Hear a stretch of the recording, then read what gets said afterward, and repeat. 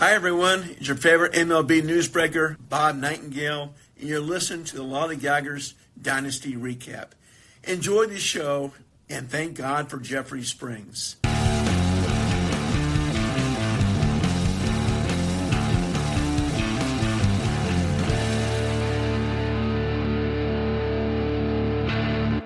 Everybody, welcome back to another episode of the Lollygaggers Dynasty Recap. I am your host, Zang, and today I am joined by another guest co-host. It is Jesse, a.k.a. FlamingPrius. Prius, welcome to the pod. How are you? Thank you. Recovering after a long 4th of July weekend. That is, the good kind of recovery. I like, good memories, hopefully. Yes, doing exactly. A little recovering myself. Had some fun watching the Mexico game last night. Getting ready to turn up again tonight for USA, and I even did a little bit of celebrating after my victory because it was a stressful fantasy day. So we'll get down to that. Obviously, starting off with the matchup minute. Washington State winners versus the North Pole Natty Bows is our first matchup. Washington State came in obviously at the top of the league at 10-4, while North Pole was kind of in that second group at 9-5. North Pole did take the lead on Monday, scoring 78 points. Wilson Contreras had 10, Shohei had 11, and Shane Baz had 26. But a massive 184-point day on Tuesday would give Washington State the lead. For them, it was two batters, Sal Stewart with 12 and Alex Bregman with 13, and then a set of four pitchers, Tanner Bybee and Kevin Gausman with 21 and 22, then Brian Wu and Christopher Sanchez with 28 and 39. On Wednesday, Washington State managed to hold their lead as they scored 67, with just 34 scored over on the other side. PCA had 13 for the winners, while Mickey Moniak had 19. Moniak showed up again on Thursday, scoring 14 en route to the winners, scoring 57 in total as they continued to hold their lead. And the same would be true on Friday, as Brian Reynolds scored 11, despite North Pole outscoring them on the day, in part thanks to Shohei and his 21 points. North Pole scored 111 to bring things a little bit closer on Saturday. Kyle Leahy with 24, Alec Boehm with 13, and Wilson Contreras with 14, while Jack Flaherty put in a vintage performance of 27 over on the other side, keeping things close for the winners. On Sunday, the winners entered with a big lead, but 139 points from the Natty Bows, 11 from both Wilson Contreras and Chase DeLauder, 24 from Kyle Bradish, and 40 from Joe Ryan, pulled things awfully close. But in the end, the 33 points from the winners would be enough for them to close out a narrow victory, 531 to 516. They got pretty lucky there at the end because Tanner Bybee had a -4 and Gage Jump with a -15. Both candidates I had my eye on for a Bassett, but as I mentioned, Washington State did manage to pull out the win. Yeah, I mean, Mike's team obviously is so good, and the pitchers are so good. So our number 4 batter for the week, Wilson Contreras, on Natty Bow's side with 52 points. Pretty solid showing. I know he's your favorite Red Sox. That's my guy. he's the only one to watch anymore. Yeah, I know he just sneaked out the making it onto list at the end, getting the game-winning RBI in that game. So yeah, I mean, he's been great for North Pole. Their whole first base room is just fantastic. And like you said, I mean, what's there to be said about Mike's pitching? It's just incredible. Volume is there. 75 innings pitched, obviously. 5 wins. Only 22 walks. Surprisingly, quite a few more earned runs. 39 earned runs to 26 over on North Pole's side. But Mike is definitely, I think sort of as he mentioned last week, like he loves that volume. He loves getting guys with a lot of innings pitched. And ultimately, that kind of offsets those hits and those earned runs. And clearly worked out for them nicely this week. Yeah, I mean, obviously just traded for Gausman. Came over immediately, did better than his last 2 starts. So, just Mike things. I do say, I've said in the last 2 episodes, like, I want to give Mike his credit. He's so good at building a team, and then he does stuff like that. And I'm like, you know what? Maybe there is a secret sauce there. Like maybe he's just got something. He's sacrificed some chickens or something to the Fantrax gods to make this all work out for him. Well, our second matchup. Inside info. Yeah, I know. Yeah, he's a little bit of inside info. You never know. Some little league chats in the dugout. If he ever tries to trade for a Guardians player, I say don't do it. He's got something there. Matchup number 2 is the Southwest Kansas Rabid Coyotes versus the Portland Pioneers. Southwest Kansas entering at 8-6 with Portland at 10-4. Pioneers took an early lead on Monday, scoring 49 points, despite only 7 from Sandy Alcantara. On Tuesday, they maintained their lead, scoring 73-32 over on the other side. Dansby Swanson had an impressive 20 for the Rabid Coyotes, but minus 12 from Noah Cameron and minus 17 from Taj Gibson really sullied the day for the Rabid Coyotes. In his first start in Portland, Riley Green put up 16 points and Griffin Jacks tallied 23. On Wednesday, the Pioneers took a little leaf out of the Coyotes' book, having a starter with negative performances. Peyton Tolley had his first really bad start of the year with a minus 9. Over on the other side, the bad day for Portland was exacerbated as Southwest Kansas scored 153 points, 10 from Michael Bush, 13 from Ozzie Albies, 32 from Shane McClanahan, and 34 from Dansby Swanson, who decided to turn into Barry Bonds overnight while playing me. Thanks a lot, Dansby. That lead obviously gave Southwest Kansas the lead in the matchup, and they would hold that through Thursday as well, as Brian Rocchio scored 11. The same would be true on Friday, as Jake Bennett did a little socks-on-socks crime, scoring 34 to push the Pioneers further into the hole. Dylan Cease did have 40 for Portland, which helped keep things within reach, and on Saturday, the Pioneers would have their big day, 118 points. But it was a little disappointing. Why is that disappointing? Because they had 5 starters. And speaking as the manager of the team, their 5 best starters, Sonny Gray and Sandy Alcantara, did their jobs. 29 from Sonny and 37 from Sandy, but only 8 from Brandon Woodruff as he was pulled with an injury. Only 3 from Drew Rasmussen. And the real cherry on top, minus 11 from Hunter Green in his first start in Portland. Obviously, not what the Pioneers were looking for. However, the 118 would be just enough for them to pull a single point behind Southwest Kansas entering the final day. Things went back and forth on the final day. Dylan Cruz scored 10 for the Coyotes. Kumar Rocker scored only 6 points, while Riley Green scored 20. Bo Bichette hit a double in the 9th inning of the Mets-Braves game to bring home 2 runs and score 11 points, and it seemed like things were all good as Huáscar Brazoban would enter the game to close things out until he surrendered 5 runs, only recording 1 out, and put up a minus 13. Things were not looking good in Portland, but Gabe Spire recording a hold ended up being the difference maker in the matchup. As you know, Portland, we sat Willier Abreu and Garrett Whitlock just to be extra safe, and the Pioneers pull out a narrow 4-point win over the Southwest Kansas Rabid Coyotes, 442 to 438. Yeah, and in this one we had 2 of the best bats. Obviously for Southwest Kansas, Dansby Swanson with his 64. And then for you, the new guy, Riley Green. A lot of talk about that trade, but doing pretty good, 52 points on the week. Nice to have him in there, I have to say. I can be so swayed by public opinion. So I was nervous making that trade. I love Bubba, and I kind of got the pushback. I was like, oh, geez, I'm a little worried. Kind of a cool note. Riley Green, flat out won me this matchup. I did a little math. Obviously, he hit a home run off of Kumar. The home run he hit was a 2-run shot. That gave him 10.5 points. And in total, it was minus 9 for Kumar Rocker. Obviously, for the hit, the home run, the RBIs, and then that ended up giving them the loss. So that was a 19.5 point swing for Riley Green on that home run. So obviously I was having a little fun doing the math there, and nice to have the new guy pull out a win for me in that first week there.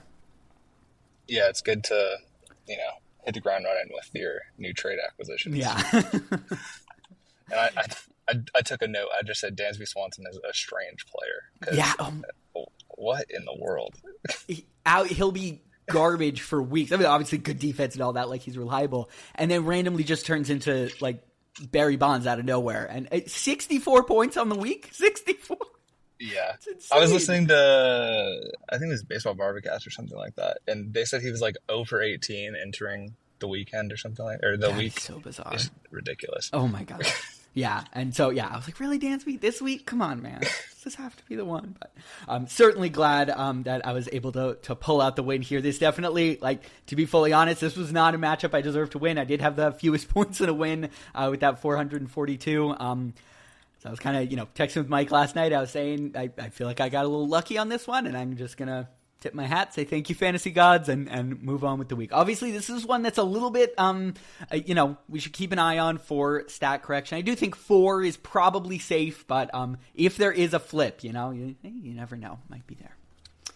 Matchup number 3 is the Arctic Real Survivors versus the Sault Ste. Marie Locks. The Real Survivors took a 99-point day to give them the lead on Monday as Sault Ste. Marie scored 33. Aaron Nola with a -5 with a tough start to the week for the Locks, while over on the Real Survivor side, Caleb Durbin had 10 and Casey Mize had 44 to rub it in just a little bit extra. Both of those players were former Sault Ste. Marie Locks, so a little bit of a salt in the wound there on Monday for the Real Survivors. Bubba Chandler in his first start in the Arctic put up 9 points, while Landon Roop put up a -11. Despite that, and scoring only 37 points, the Real Survivors did hold their lead on Tuesday as Sault Ste. Marie scored 54. Matthew Libertor had 24, Justin Crawford had 12. Wednesday's 128-point day for the Real Survivors gave them a little bit of breathing room as Andrew Alvarez and Trevor McDonald put out nice starts with 24 and 35. While over on the other side, Taj Bradley had a strong 26 with Zach Gallen and somewhat of a disappointing 2-point day. Framber Valdez with a -3 on Thursday led the Real Survivors to score just 35 points, while Slade Ciccone only had 2, and Evan Carter put up a nice 10-point day for the Locks. The Arctic Real Survivors continued their lead that they had established on Monday through Friday, scoring 88 points. Garrett Cole had 21, Caleb Durbin with another 11, and Mason Wynn, newly acquired, had 13, while Teoscar Hernandez over on the other side, also a recent trade acquisition, also had 13. Saturday and Sunday would be strong days as well for the Real Survivors as they would close out a comfortable wire-to-wire win, 528 to 371. Got some nice performances from Jason Dominguez, the Martian, who had 11. Jesus Luzardo with 33 also on Saturday. And then Casey Mize closing things out nicely with 26. As I said, they did take a strong win in the matchup, 528 to 371. 157 points separating the two teams. Yeah, and Casey Mize, obviously, number 1 on the week for pitchers with 70 points. Some really strong performances from him. I mean, a lot of people wanting to trade him away, not believing, but turns out pretty good. You say everyone pour out a beer for Hideki. I'm sorry, my friend. That one hurts, I'm sure. That's tough. Yeah, and then Sault Ste. Marie just obviously lowest points scored, 371 on the week. I feel like it was a weird week all around with some lower scoring matchups than what we typically see. But, obviously not hitting over 400 can... That's tough for sure. It's tough. Yeah, it's tough. It is. I know that. I know from my perspective, I had some weird start lineups, so I missed a bunch of starts. I looked around on a couple other teams, and that was also true. So I think it's just kind of one of those weeks where starts lined up a little weird, and obviously some poor performances from guys you'd want better out of. -5 from Nola is tough from Sault Ste. Marie. Slade Ciccone, maybe even more frustrating because he's in general been, pretty good for the Locks. Only 2 points in his start, Same thing with Zach Gallen, only 2. Same thing with Mitch Keller, only 2 points. So I think, unfortunately, the starting pitching just faltered a little bit there for them. And frankly, the Real Survivors had a really strong week. Hunter Goodman and Mason Wynn both had 29 points. They've both been great trade acquisition since coming over. And Home Run Derby, Caleb Durbin over there has just really, really continued to figure things out. It is absolutely hysterical that the second he got hitting coach outside of the Red Sox organization, he remembered how to hit. That's hilarious. I'm crying into my pillow every night. But that is obviously nice for Min. And he's... I entered the year with him, ended up trading him away, obviously, but this is exactly what you want out of him. He's putting up, 25 to 35 points every week because he gets a lot of hits. Look, he's not slugging it out of the park. Obviously, the Home Run Derby name is kind of a joke on his last name and everything, but he's consistent. He's going to put in that shift every day. So that's been a great pickup since the trade over to the Arctic, and their starters have been great. Jesus Luzardo has really found his form again. Obviously, as you said, Casey Mize. And Garrett Cole, who outside of, I think, that one start, the start against Detroit, I guess a couple tough starts, one against Detroit and one against Boston. But other than that, in general, he's really been quite good since coming back for men in the Arctic. So that team continues their high-scoring ways, and, it'll be interesting to see if they're able to kind of make a push in these last 5 weeks here. Yeah, I mean, men's really put a strong rotation together. I mean, obviously he's an expansion team, so coming out of that, being able to get some of these bigger names has been very, very impressive. And I mean, obviously getting some like Casey Mize on the low and stuff like that, that helps a lot. Definitely. Then, he's kind of got both angles where he's got the sticker names with, Mackenzie Gore and Luzardo and Cole and Fried and all that. But as you said, I think he's done a really nice job grabbing some other guys too. What was the guy's name? Andrew Alvarez put up 24 this week. Trevor McDonald, like you said, he's done a good job kind of filling in the cracks with some more unexpected names as well. Yeah, and same thing with Durbin. I mean, I'll be honest, I was not a Durbin believer, but I'm glad to see him turn around. I know he's a D3 legend, so yeah. So kind of figured it out a little bit, thankfully, which is definitely nice to see there. But I would say about a month ago, I was right there with you in not being a Durbin believer. I was like, oh my God, it's terrible. Some of the worst at-bats I've ever seen. And then he goes out and gets an outside hitting coach, and here we are. At least I'm getting straight away Kyle Harrison. It's not like a big deal or anything. No. He didn't need the pitching. Good. He hasn't been good or anything. That's yeah. What a season. What a season. Let's move over to the Bronx Bandoleros, who took on the Arizona Asphalt. Arizona jumped out to an early lead on Monday, scoring 93 points. Max Muncy, yes, that one, and Victor Caratini had 10 points, while Eduardo Rodriguez put up a strong 29. Esmeralin Valdez had 14 for the Bandoleros, and Ryan Weathers put in a disappointing -5 point performance. Another -5 from a Yankee starter on Tuesday as Cam Schlittler got knocked around a little bit, as I said, with a -5, although Jake Bauer's 12 did help salvage the day a little bit as the Bronx scored 21. Arizona held their lead through Wednesday as well, seeing Freddie Freeman put up 11, but Freddie Peralta put up -3. Will Warren had a strong 19 points on the other side as the Bronx inched a little bit closer, scoring 61 on the day. Thursday was a big day for both teams.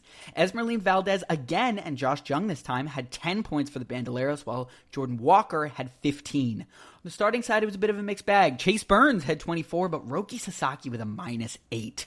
Over on the Asphalt side, they had 3 starters going. One pretty good, Jacob Mizorowski with 19. 2 not so good. Davis Martin didn't record a point on the day, and Dustin May with a -13 sandbagged their day just a bit.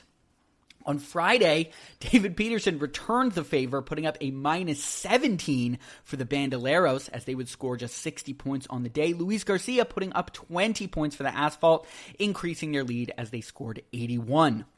Arizona held the lead they had established on Monday through Saturday, scoring 65 points to 49 over on the other side. Freddie Freeman again this time with 11 and Randy Rosarena with 20. However, entering the final day, the Asphalt would not have any pitcher points. Jaron Duran put up a strong 10 points. Luis Garcia put up 13. While over on the other side, Jake Bowers had 10 and Jordan Walker put up 11. But the matchup would flip as the Bronx Bandoleros' starting pitcher, Yuri Perez, would go perfect through 7 innings, tallying 43 points, closing the gap and giving the Bronx a 1.8 point win over the Asphalt. By far the closest matchup of the week. They won 404.6 to 402.8. Yeah, and Yuri getting 66 points on the week with the 42-point performance on Sunday. I mean, number 2 pitcher on the week. Yeah. Big performance from him. Should have been more. I don't even know the Marlins manager's name, but... Isn't it Skip Schumacher? Oh, it is. Yeah, it's Schumacher. You're right. Yeah, he's on my shit list now. That's exactly right. Whoever said it. Utter woke nonsense. JMC was right. That's JMC ridiculous. That, yes. That pissed me off so much. kind of a funny matchup where I think JMC was kind of hoping for the loss. Like, he's a little bit in the tank right now, so he does want that better draft pick. And a tough loss for Ace. Look, we'll get down to the little bit of the losing streak he's on. Just an interesting note I had. It's the second time in 3 games that Arizona has lost a close matchup on a Sunday when they didn't have any pitcher points. So twice in that 3-game losing streak that's come up where, not having relief pitchers on Sunday has really hurt Arizona. Yeah, and I mean, I think especially coming into the All-Star break, teams are just, like, happened to me specifically, but teams are just, like, moving these pitchers around day here, day there, and it kind of messes with everybody's starts. And, I mean, obviously it has affected Ace twice here, and, it's tough. It's pretty frustrating. Yeah, this one obviously a very close match. I think he was saying the last 2 are like less than 10 total points separating the losses. So I think there's, a positive and a negative you could take from that. Obviously, the losses are the losses, and it's frustrating for Ace's record, but at the same time, that's you flip one batter for another, and that's a win. So maybe not as much of a worry when that team makes it into the playoffs, but frustrating nonetheless. Yeah, I mean, if you sit Freddie Peralta, nobody's going to do that. You sit Dustin May, he just put up 44 like 2 weeks ago. You're not going to do that. So, yeah. Just a tough roll of the dice, and although obviously it hurts the tank a little bit, a win never hurts too much. So good on the Bandoleros there for grabbing one. Always nice. I'm still on the train. You're still believing. Train. Let's see, 6 weeks to go. They're all right, 6-9. I mean, if they win out 12-9, I don't know. Yeah, I looked at last season. I had 10 losses and made the playoffs. Is that right? Okay. Yeah. Hey, it's not impossible. Not impossible. I believe in you, James. Yeah, maybe this is the start of the comeback when they do the World Series DVD. It's going to show like 1.8 fades into the screen. That's how much they won week 15 by. We're on the train. Well, matchup number 5, the Fenton Melonheads versus the Cuyahoga Black Panthers. Fenton entered the week 8-6 with Cuyahoga on a bit of a skid at 5-9. Zebby Matthews had 34 points to help Fenton take the lead on Monday, while Cuyahoga had a 64-point day, 33 from George Kirby, but -7 from new trade acquisition Chase Petty in relief. On Tuesday, the Melonheads continued to hold their lead as 11 from Kyle Stowers and 14 from Yordan Alvarez paired up nicely with a 35 from Jacob deGrom to give them a strong day. Fernando Tatis had 13 points over on the other side for the Black Panthers. On Wednesday, Luke Keeschall had 11, Carson Bench had 12, and Elliot Ramos had 15 as the Melonheads scored 82 points total, pushing their lead further over a poor 23-point day for the Black Panthers. Tatsuya Imai had -16 on the day. That made things a little bit worse for them. But on Thursday, Bryce Miller put up 41 points for Cuyahoga, contributing for about 2/3 of their 61 total points scored, and as Fenton scored just 15, the gap got awful close. But the Melonheads came back strong on Friday, scoring 101 points off of 14 from Matt Olson, 22 from Kyle Stowers, and 26 from Spencer Arrighetti. They scored another 100-plus point day to maintain their lead through Saturday. J.J. Weatherholt had 12, Kyle Stowers again had 13, Yordan Alvarez with 24, and Robbie Ray with 20. It was a strong day as well for Cuyahoga, who scored 77, 12 from Alonso, 13 from Jose Altuve, and 15 from Cody Clemens. Despite no pitcher points on Sunday, Drake Baldwin's grand slam off of the aforementioned Huascar Brazoban scored him at 16 points, contributing to 40 total for the Melonheads as they would close out an easy wire-to-wire win, 526 to 406, 120 points separating the two teams. Yeah, and I mean, it's hitting their stride, seemingly.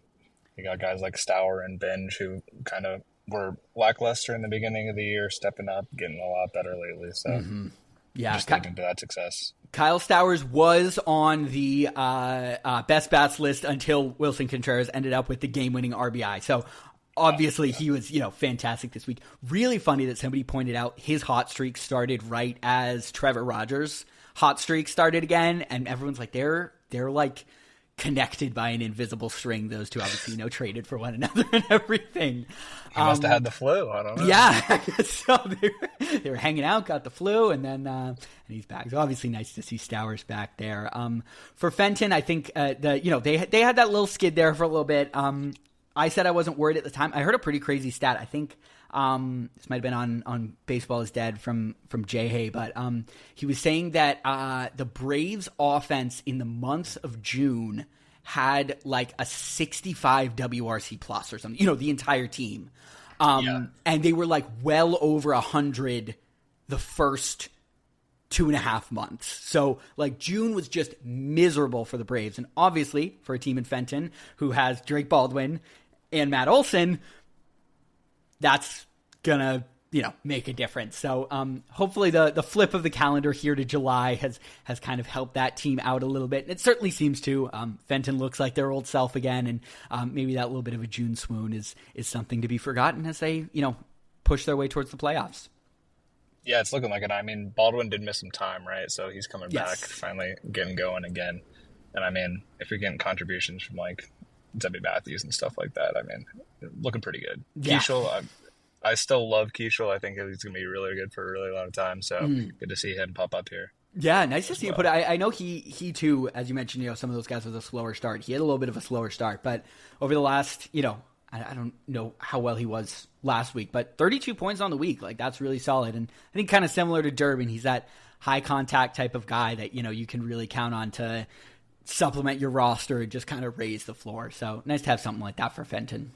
Yeah, he's definitely one of those that's like a, not a 5-point per game type of guy, but like a 3-point per game type of guy that you just like to have around. So just every day it's those 3 points, and then you look at the end of the week, you're like, oh, it's fantastic. Like 32 points. That's great.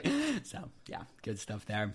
All right, our second to last matchup does feature my co-host. It's the Joinville friendly Capybaras, who took on the St. Petersburg Tropopologists. Both teams entering the week at 4-10. 100-plus point days for both teams started the matchup off in explosive fashion. The Joinville friendly Capybaras had Ketel Marte put up 11, Ranger Suarez 26, and Trey Savage 30, while over on the other side, Otto Lopez had 12, and Zach Neto had 13. Joinville narrowly taking the lead to open the matchup 113 to 110, but St. Petersburg would follow it up with a second century mark on Tuesday, scoring 170. Let's start with the batters. Junior Caminero again with 11, Trey Turner with 14, and then on the pitching side, Brandon Sprout with 21. Tarek Skubal with 35, and Cade Cavalli, although a shithead, did put up 47 points, and points count, folks. On Wednesday, St. Petersburg held their lead, scoring 48 to 68 over on the other side. Paul Skeens with a disappointing 6-point day, but Trey Turner, another strong one with 12, and Seiya Suzuki with 17. Jake McCarthy had 16 on Thursday, while Dalton Rushing had 20 to push their lead a little bit further. And on Friday, they had their third 100-plus day of the week, scoring 124, 21 from Trevor Rogers, who, of course, we mentioned earlier. And then more from the batters, 22 from Dalen Lyle and 27 from Jake McCarthy. Over on the other side, the only standout was a bit of a negative one, just 1 point for Reed Detmers on the Capybaras side. Trevor Larnack had 12 on Saturday, along with Logan Gilbert, scoring 42. That gave them 58 points total on the day, while Otto Lopez put in another strong day with 16 for the Tropopologists, Brandon Ashcraft having 22, and Hunter Brown a -4 day. It would be enough for the Tropopologists, however, as they scored 44 points to close things out on Sunday, despite no pitcher points. Connor Griffin had 10, Zach Neto again with 11, and Otto Lopez with 18, while Trey Savage did make things a little bit closer, scoring 22 over on the other side.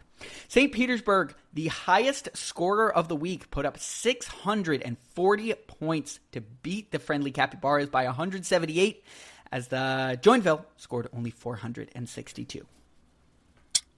Yeah, and our top players of the week, Trey Savage with 52, number 4 pitcher on the week. And then some of my guys, number 2, Otto Lopez with 64 points, and number 3 batter on the week, Jake McCarthy, who got some shots fired at him last week, just saying. 56 points on the week. Do I believe Jake McCarthy to be this good for much longer? No, but probably not. But ride it while it's hot. Take your wins while you can. Exactly. Got to ride the hot hand. Yeah. I'll tell you what. Otto Lopez is a name I do believe in. He looks so good. Like, totally passes the eye test. I think you got him via trade last year. Is that right? No, I picked him up off of waivers. I believe last year. There you go. Well, that has turned out to be, I think, that's always a funny thing. I'm looking at, he was on waivers near the end of the year in like the last couple weeks. And that's been kind of an interesting thing, obviously, in our second full year in Dynasty, seeing the guys that were like picked up near the end of the season, held on to, and then are really good this year. It's an interesting sort of archetype of player, and he has been fantastic for your team. Yeah, he's been phenomenal, obviously. I'm pretty sure he's the league's hit leader right now. I think so, yeah. And he's just an everyday type of guy. It's really cool to see what the Marlins are doing with their hitting, and him being a product of that for sure is really awesome. Yeah, I mean, just some perspective for the people listening. He's the 5th best batter on the season, period. He is 5th best. And one of only 7 people to have eclipsed 400. The names beside him, Bryce Harper, Freddie Freeman, Alec Burleson, Matt Olson, Nick Kurtz, Yordan Alvarez. Those are all some pretty good hitters. And you got Otto Lopez. So, I mean, he is in some rarefied air right now. And as I said, every time I watch him at least, like, it looks legit. So that's been a nice little bright spot on the season for you. Yeah, it's been really nice. I'm probably going to have to do some shuffling here. Probably at the end of the season, but I have too many shortstops. So. Yeah. Oh, yeah, that's right, because he's probably going to lose second base eligibility because he's been playing short for the Marlins. Yeah, I mean, maybe Xavier Edwards gets hurt or something and they move him over there for 10 games, but yeah. I doubt it. Yeah, we'll see. But nice for this season nonetheless. And obviously, 640 points. I mean, if you had pitcher points on Sunday, I'm almost positive you would have eclipsed 700. 640 on the week with nothing on Friday. You said you had 5 starts on Friday or Sunday, is that right? Yeah, I'm pretty sure I would have. I think Lodolo had 27 and then Hancock had 34, so it would have been pretty close. And then the other pitchers, we're not going to talk about them. Those maybe Cavalli got hurt, if that makes you feel any better about Tuesday. Look. Was I enjoying a hate watch? Maybe. Was it a tremendously successful hate watch? Maybe. Was Wilson Contreras also a little bit responsible? Yeah. He gets under the skin, but that was funny. One of the first times I've seen all of Red Sox Twitter united all year long. Like, the only things we've been united on are fuck Craig Breslow and fuck Cade Cavalli. That's like it the entire year. Everything else has just been a trash fire. But nice to get a little bit of a common enemy there. And putting aside the obviously stuff I'm not a huge fan of for him, 47 points. Like, he looked unbelievable. And that is an arm with, I think, a tremendous amount of upside. Obviously, he hasn't always hit that ceiling, and that's why he ended up getting dropped by Inten there. But, it is nice to see that flash of okay, that arm is still there, and, he might be able to be that down the road. So he was one of those on everybody's sleeper list going into the season. And, I mean, early on, he was pretty inconsistent. I see why. I don't blame him being dropped. I totally get it. But, I mean, it's nice to see him kind of bounce back here. It sounds like he might be out for a little bit longer than one start. So, I guess we'll see how he bounces back. Yeah, should be interesting. Obviously, definitely knocked around on Sunday. Yeah, an interesting arm though, nonetheless, for sure. So we will move into our final matchup of the week. It's the Seoul Sovereigns versus the Valley Gift Lords. The Gift Lords took an early lead on a 65-point day on Monday. Sean Burke had 19 for them, while over on the other side, Brandon Marsh had 13 for the Sovereigns. Shota Imanaga had 21, and Antonio Senzatella brought things down a little bit with a -10. Seoul on Tuesday, however, would score 92 points, 17 from Tommy Edman, 31 from Nolan McLean, and take the lead away from the Gift Lords. The Valley did have 12 from Keibert Ruiz and 20 from Brandon Pfaadt to give them 82 in total on the day. A 100-plus point performance on Wednesday gave Seoul a little bit of breathing room. 20 from Max Meyer, 27 from Dean Kremer, and 33 from Troy Melton, while Walker Buehler's minus 12 over on the other side ruined even more a bit of a disappointing day for the Gift Lords in what would be his last start in the Valley. Tommy Edman had another 10 on Thursday, while Ian Seymour had 32 for the Sovereigns. They scored 75 points. The Valley scored 62 off of 12 from both Nick Gonzalez and new trade acquisition Kyle Tucker. Juan Soto had 10 on Friday, while Cole Carrig had 15 for the Sovereigns as they maintained the lead that they had taken on Tuesday. Over on the other side, Andre Palante had 22, but outside of that, it was a disappointing day in the starters room for the Valley. Just 2 points from Kyle Harrison, minus 6 from Jack Perkins, and minus 17 from Logan Webb. Shockingly poor performance from one of the most consistent starters in the league. Cole Carrig had another 13 on Saturday for the Sovereigns as they scored 43 in total. Colton Montgomery had 13 and Sean Burke had 29 for the Gift Lords as they scored 96, pulling things a little bit closer, but the Gift Lords without any pitcher points on Sunday would only score 33, and the Sovereigns scoring 107 off of 25 from Nolan McLean and 28 from Peter Lambert would give them a comfortable 108-point win as they do take the matchup over the Valley Gift Lords, 554 to 446. Yeah, and this one featured two potent pitchers. Number 3 on the week, Nolan McLean, with 56 points for Seoul. And then number 5 on the week, Sean Burke, recent trade acquisition, for 48 points for the Gift Lords. Yeah. And I mean, pretty good trade. Yeah. Liking Sean Burke. That's definitely worked out well for the Valley. Again, props to Al Martinet for his... he's so good at finding those, 2-3 kind of starters and just riding them while they're hot. And Sean Burke has been a great example of that. Like, he's just, been great in that Chicago rotation. Obviously, this was a pretty key matchup. The Valley had been, I think, on a 3-game winning streak and were kind of surging their way into, potentially being in a playoff spot. And I believe Seoul had lost last week. So, things becoming a little bit shakier for them. So definitely nice to see the Sovereigns who are able to, pull out a win and more securely put themselves into that playoff spot there. Bit of a disappointing week on the bat side there for the Gift Lords. Obviously, we expect that to be a pretty high-scoring group for them with how that team is built. Sorry, as Fantrax is just loading for a second. Just overall a little bit lower. Obviously nothing, disastrous, but only 283 points on the week. You got your 48 from James Wood, but only 12 from Kurtz, 24 from Mydroth, but only 15 from Jung Hoo Lee. Cal Tucker had a good first week over there with 20 points, but just a little bit of a slower week on the bat side. And then obviously when you have those pitchers kind of putting in their poor performances like they do, seems like one of those weeks where, the Gift Lords can kind of just chalk it up as bad luck and hopefully move on.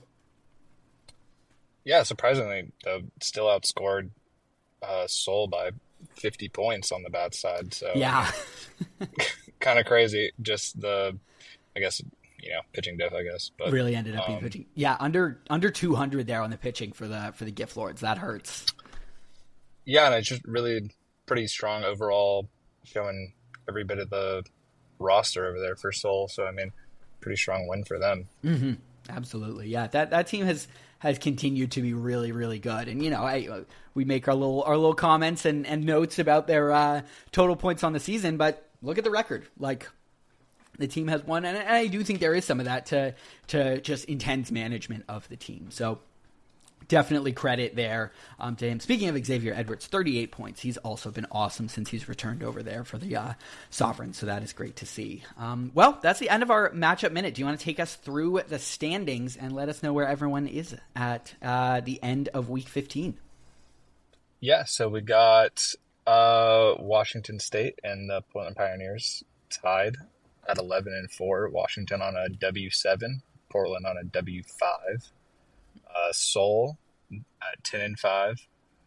They just went up 2 spots in the standings this week. North Pole Natty Bows at 9-6. Arizona at 9-6. Fenton at 9-6. Arizona on that L3 with a couple of those really close losses. Mm-hmm. And then the Gift Lords at 8-7 are 7th. Southwest Kansas Rabbit Coyotes also at 8-7. They're in 8th. They're on an L3. Real Arctic Survivors 7-8, Bronx Bandoleros 6-9, St. Pete Drop Apologists 5-10, Chattahooga Black Panthers at 5-10, the Joinville Friendly Capybaras at 4-11, and then the butt of every joke, Sault Ste. Marie at 3-12.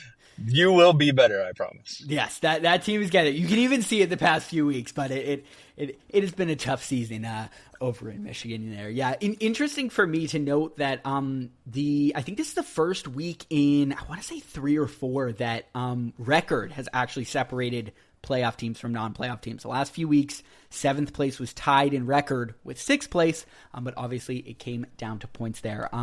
So, Southwest Kansas and the Gift Lords kind of tied with that 8-7 just outside of the playoffs. Wins are at a premium for both of them now, and a really interesting matchup coming up, I think, for the real survivors. As if they are able to take a win and one of those two teams above them in the Gift Lords or the Coyotes lose, that puts them one outside of a playoff spot. Now, obviously, we know what a high-scoring team Min has had this year, so I think if they do get into that position, it's very possible that they can make their way into the playoffs.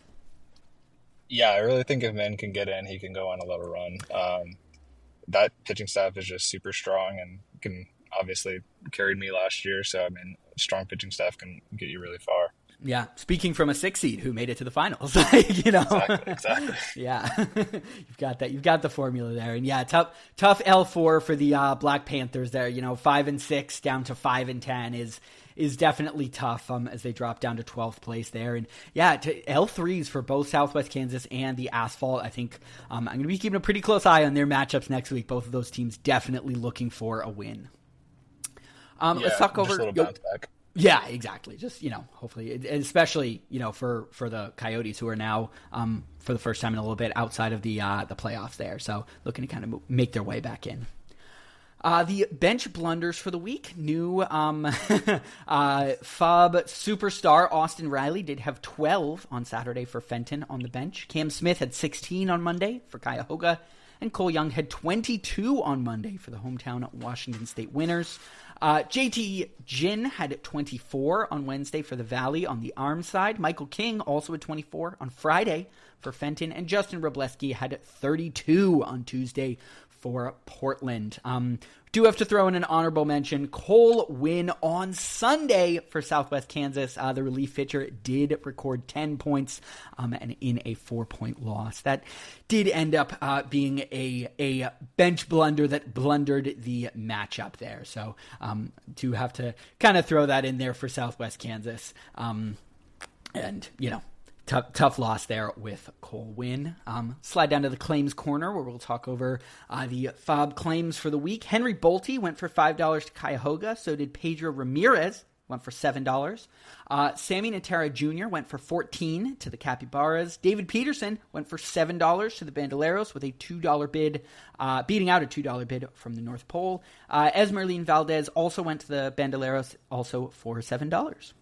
On Thursday, Jansen Junk had a $6 bid that sent him to the Natty Bows. Kerry Carpenter went for $10 to Southwest Kansas. Trey Morgan, legend of the Lollygaggers Dynasty League, went for $10 to the Valley Gift Lords. And of course, the headline of the week, Austin Riley dropped to waivers, went for $179 to the Fenton Melonheads. Portland bid $56 and the Valley bid $50. So I have to ask, do you have any thoughts or predictions about that Austin Riley claim? Obviously, that's, I would say, probably the biggest name that's made its way onto waivers, certainly this year, maybe in the history of the league. Do you have any thoughts about that one? Yeah, definitely a guy with the longest, I wouldn't say longest, but most recent track record of being really, really good. I don't know. I like it. Why not? Yeah. $179.5 at this time of the year, we're making $1 and $2 deals. It's not if it is what it is. So if he his bat speed is still there. I was looking at his Savant page earlier. He's just making less barrels, and if he can make a little swing change, do something, he can get back to that guy that he was 2-3 years ago. Totally worth it. Yeah, absolutely. I am very much of the opinion that if you see a guy you want waste the fab. It's fine. Like, I'd so much rather turn up with the guy. And in my case, obviously, you see, I had a bid. I wasn't like desperate for him, but like, I actually think that's a great addition for Fenton, who, it's really supportive in third base for them. Obviously, Isaac Paredes is a pretty good player, but hasn't had a fantastic year. It's been a little bit down. So, like, if you can get a real Austin Riley resurgence, obviously that's awesome for that team. I was looking at his, past year stats, and from 21 through 2023, he had 621, 618, 671. It's one of the best hitters in fantasy. From 2020, so good. He was unbelievable. I mean, he looked like there was like easy top 5 third baseman conversation. 2024 and 2025, he had 365, 296. This year, he's only at 188. So I understand both sides. I totally understand Dan being like, "Fuck it, I'm done." 3 years now where he has not looked like himself. You got to kind of wonder. At the same time, I totally see Peach's side of saying if he can, even regain 3/4 of what he used to be, and he's a 450, 500 point guy, that is a huge boon for this team. And so I really like the claim for them. It's cool to see somebody just like drop their fob on the table, be like, "Fuck it, I'm just getting the player. I want the player." That is definitely a name I am interested to keep an eye on. With obviously such a big amount being there. As our resident Rays fan, I do have to ask, what are your thoughts on Trey Morgan? I don't really know how he fits into the current version of the Rays. Okay. If we do like Yandy moves on and stuff like that, I can see him definitely fitting in there. He's like a super good defensive first baseman. Okay. So that is not what the Rays always do, I'll say. But I don't know. He's kind of toolsy. Yeah. I like him. I don't know if he'll be like a major contributor, but he'll be consistent bat probably. Yeah. We'll have to get a little like counter going of how many times Trey Morgan has been traded. He's just been like the kicker in all of these deals. Like, I need a little bit more. Let me get Trey Morgan in there. And he's made his way to like 5-6 different teams now. So. I mean, I get it. It's good to like, you could like look at his profile and be like, "Oh yeah, this guy's going to be really good. He's going to play every day." Like, I totally understand why so many people like, I mean, not want him necessarily because they keep trading him, but look at him as an asset. Yeah, take the chance on him. Absolutely. And we talk about, organizations you want to bet on. Like if I'm betting the Rays are going to get a lot out of a defensive stalwart with some tools, like that's a pretty solid bet there. So that is. Yeah, and then just circling back on Riley a little bit, like he's still young. Like he's in like his age 30 season, and like, is that right? I don't know. I don't really fully understand. I know like this year his launch angle is up a bunch. He's like swinging at stuff out of the zone a lot more. I don't know. I think it's really just he needs to go to like a drive line or something like that and just have like a little swing change. And which is funny because the rest of the Braves are freaking mashing the ball. But yeah. Check in with Matt. Yeah, Wilson. I think it just could be as simple as that. It's just a tweak here or there, and he could be back to maybe not, exactly where he was, but definitely much more of a contributor than where he is right now. Sure, absolutely. Yeah, call it Caleb Durbin's guy. He seems to have done the trick. But yeah, I mean, like you said, 91st percentile bat speed. Like, if I'm looking for somebody I'm hoping can bounce back a little bit, that's a really nice sign, especially, as you said, for 29, 30-year-old there. So that should be pretty interesting to keep an eye on, obviously, for Fenton's team there. We will slide down to the transaction tracker. There are about 4 trades that Prius and I will, briefly discuss as we get to them, and then a few more minor ones to supplement them. We'll start off with Washington State, who sent Shane Bieber over to Southwest Kansas for Fenton's 2027 second-round pick. The first real bomb trade dropped on Monday morning as Portland sent their first overall pick their first round pick in the startup draft in Kyle Tucker over to the Valley Gift Lords for Bryce Harper and Josh Hammond, who ranks as MLB's number 87 prospect. I guess I will share some thoughts afterwards, but what are your thoughts, obviously, on a pretty big trade with some names like Tucker and Harper going back and forth? Yeah, I mean, I know that you were kind of shopping Tucker, trying to get a first baseman and stuff like that. Mm-hmm. I think this is a really good trade. Obviously, Bryce Harper is a superstar. Kyle Tucker also a superstar. I admittedly had never heard of Josh Hammond. Apparently, he could pitch as well, so he might be a pitcher. But he just seems like a really toolsy guy. I think it's a nice little ad that you got there. But yeah, I think you're just filling a gap that you had with a superstar name like Bryce Harper. I mean, he's been electric this year. So Yeah, he's been unbelievable. Obviously, a little bit of nerves trading for a guy 4 years older. Harper's 33. Tucker's only 29. And to me, it was just a fit conversation. I have Riley Green, Jackson Churio, Corbin Carroll, and Wilyer Abreu. Obviously, Roman Anthony back at some point. So, the way I kind of thought about it is, all right, what's, the gap between, Wilyer versus Kyle Tucker. And to me, that is a smaller gap than the gap between Spencer Torkelson and Bryce Harper. Tork has frankly not been great at all this year. And Harper's been, one of the best first basemen in the league. So in a year where I kind of feel like I'm in at least the conversation for a title push, I decided to kind of, push the chips in and cash in on Tucker, who's obviously, like, despite a little bit of a slower start, like, that's a top 15 player in the league, no question. He is still going to be fantastic, but it's sort of one of the little sacrifices that you make for making a championship push there. So definitely, obviously, some big names there. A little bit smaller on the next one. Cuyahoga sent Jefferson Caro over to the Valley, along with a 2027 fifth-round pick in exchange for the Arctic Real Survivors 2027 third. Portland sent Yainer Diaz over to the Washington State Winners for a 2027 fourth and $11 in FOB. Next big trade, Washington State sent Jeremy Pena and Fenton's 2027 second over to Cuyahoga in exchange for Teoscar Hernandez and Kevin Gausman. Just keeping in context here, Hernandez would later be flipped for Alex Clemmie, who is Washington's number 12 prospect. So definitely seems like Gausman was the prize there for Washington State, and they end up shipping out Jeremy Pena, who obviously was the key return in the Mookie Betts trade for them.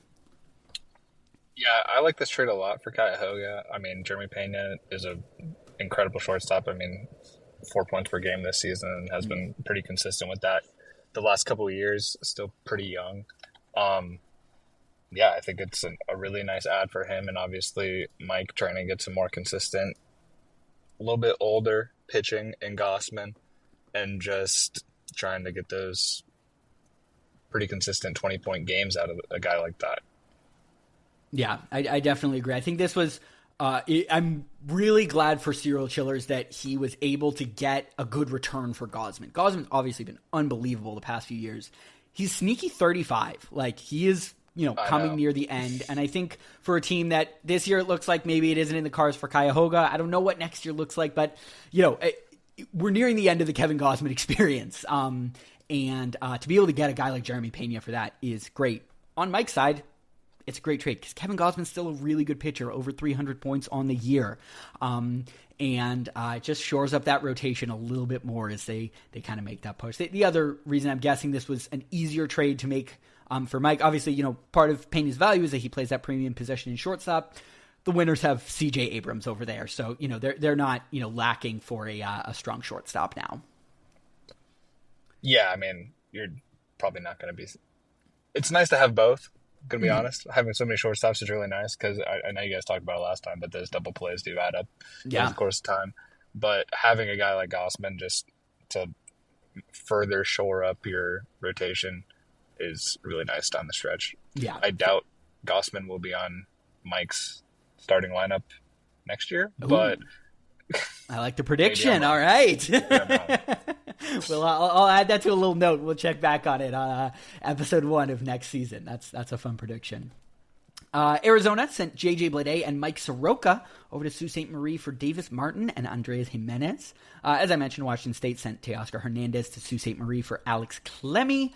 Washington State, this trade obviously stirred quite a few feathers. They sent Jacob Junis to Southwest Kansas for Ethan Conrad, who is Cuyahoga's number 5. I obviously gave my thoughts on this. I love Ethan Conrad as a prospect. I think he has an incredible swing. Definitely further away from the majors. Obviously, just being drafted last year. But yeah, what are your thoughts for both of these teams? Obviously, great for Washington State to get a young prospect like that. But yeah, what are your thoughts?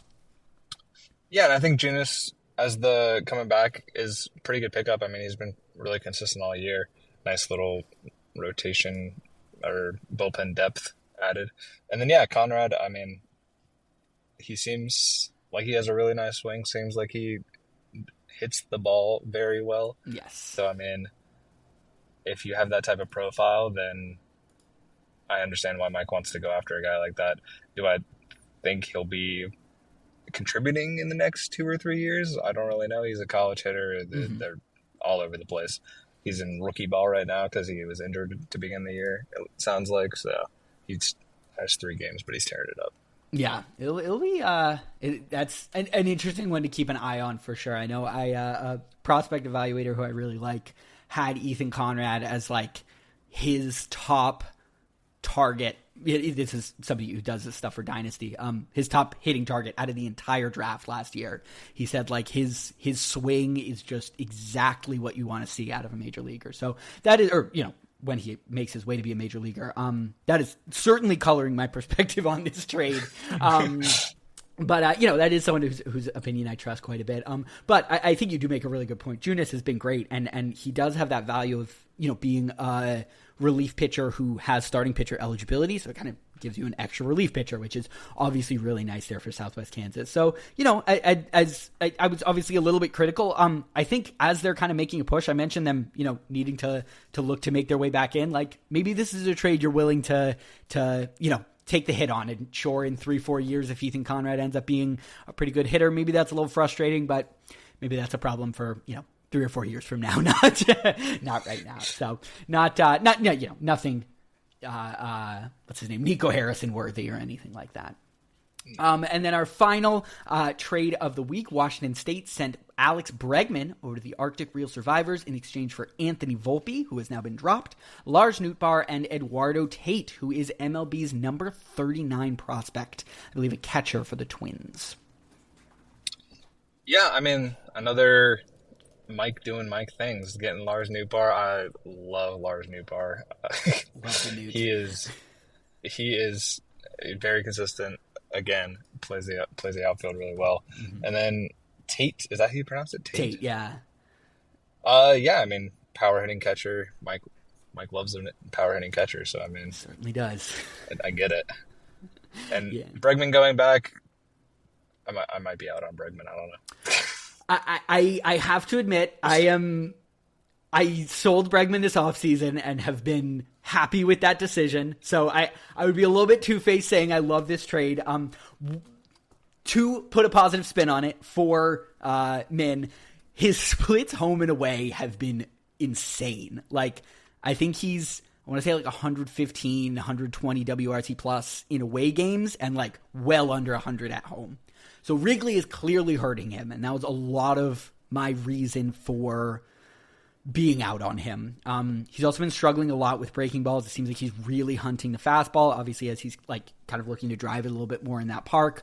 And so then he's like way late and behind for the breaking ball. So look, he's not who he was a couple years ago, even, but it is still a good bat. And I don't know that I'm all that upset about giving up Anthony Volpe. And just again, from Min's perspective here, Hunter Goodman, who's only 27, maybe Eduardo Tate isn't as necessary of a guy there.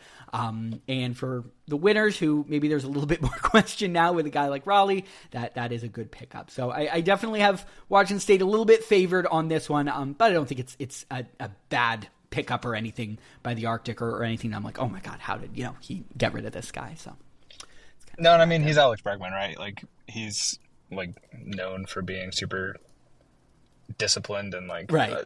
A guy who is like going to compete no matter what.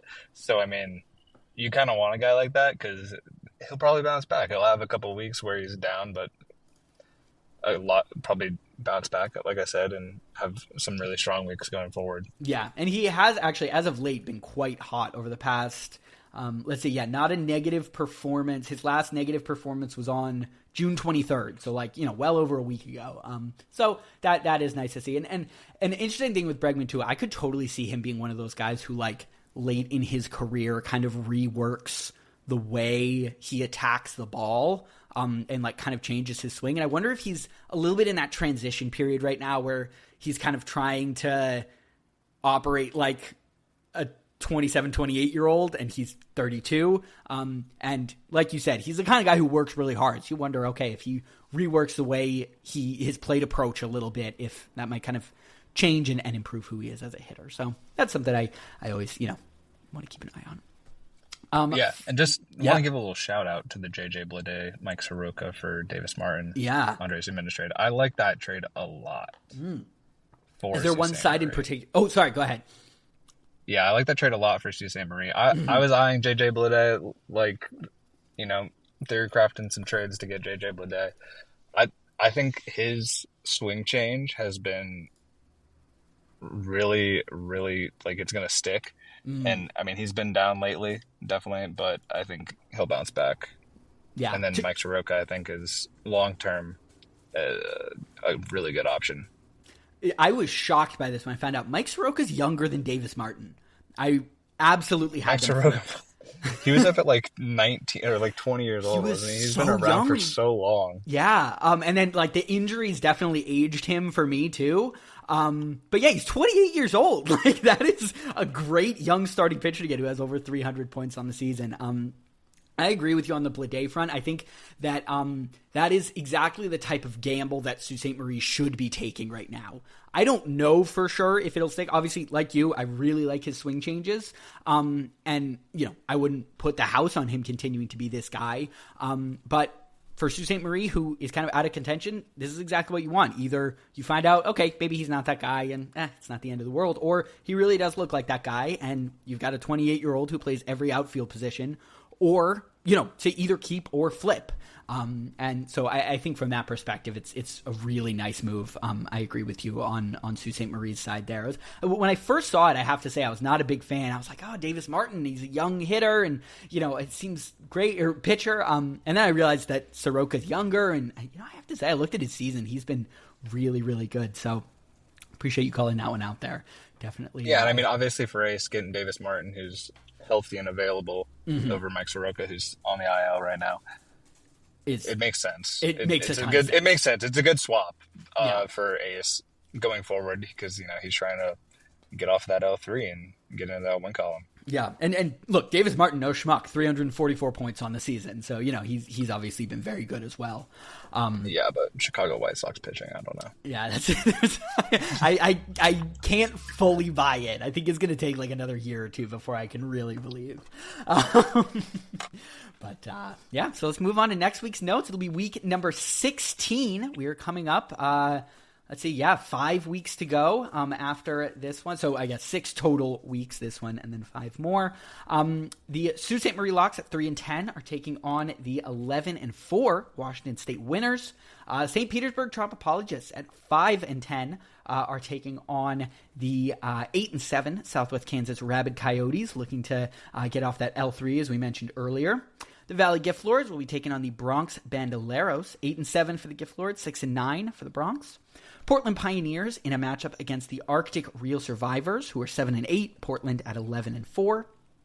Cuyahoga at 5-10 will be taking on the 10-5 Soul Sovereigns. The 4-11 Joinville Friendly Capybaras will take on the 9-6 Fenton Melonheads. And our headlining matchup for the week, the 9-6 North Pole Natty Bows versus the 9-6 Arizona Asphalt. Obviously tied in record there. North Pole is in 4th place, above them only on points scored. So huge swing in this matchup here. Obviously a chance to more firmly kind of establish themselves, as long as Peach wins alongside Fenton. If Fenton loses, then solidly establish himself in 4th place. And as we mentioned, Arizona on that L3, definitely looking to make their way back and get a little more comfortably settled into a spot outside, obviously, of that headline. Are there any other matchups you're looking forward to keeping a close eye on? Something to look out for? Yeah, I mean, like I said, I'm on the JMC train, so the Valley versus JMC, I think it's an interesting matchup, obviously. Valley's still below that playoff line, trying to get that win to get back into that 9-6, 10-6, 9-7 range. And then, I mean, JMC has to win out for me to have any more faith, so hope he does. Two's a streak. He's going for 2. We'll check back in. Yeah, that one is I think very interesting to keep an eye on. For the Rabid Coyotes, I think I'm pretty interested to keep an eye on your matchup as well. Obviously, Oki down 3 now. I think this is a pretty important week for them. So it'll be an interesting one to kind of see if they are, going to push their way back into that group just outside or right at the playoff line, or if, they'll continue to tumble a little bit. So should be a good week. Thank you so much for joining. Congrats on your pod debut. It was great to have you. Thank you. Enjoyed it. Absolutely. Thanks for having me. Wonderful. Of course. Good to have you. Thanks for jumping on, and good luck this week, everyone. We'll see you this time next week. Have a good one. You know what that makes you, Larry? Lollygag. Lollygag.